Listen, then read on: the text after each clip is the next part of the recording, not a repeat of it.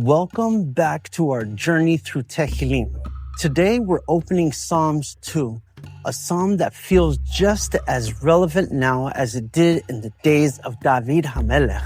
It's about nations, rulers, rebellion, and ultimately God's unshakable plan.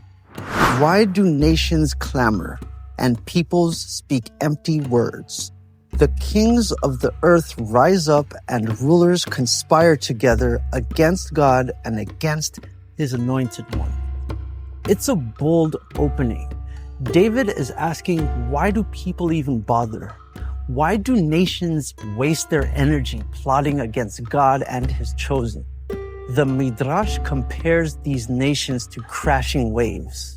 Loud, violent, but ultimately waves always break apart. They never win against the rock. He who sits in heaven laughs. My master mocks them. This is powerful. The psalm reminds us that when the world seems upside down, when evil rulers rise, God isn't shaken. He is in control. He even laughs at their arrogance. Psalm 2 was written by David HaMelech after he became king in Jerusalem. The surrounding nations, the Philistines, Moab, Ammon, couldn't stand the ideal of Israel rising under God's chosen. They rebelled, but each time they failed.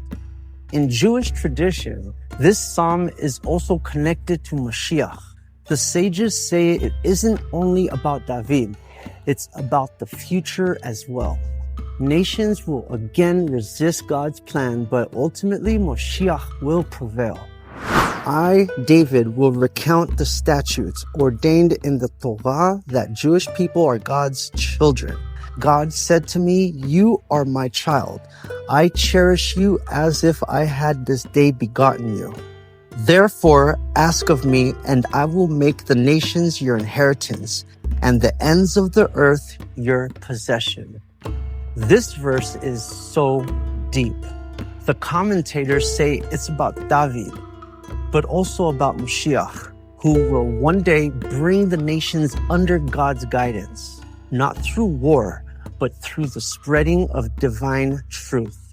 Psalm 2 is recited in Jewish prayer during Rosh Hashanah as part of the shofar service. Why? Because it speaks of kingship. Not human kings, but the kingship of Hashem over all the earth.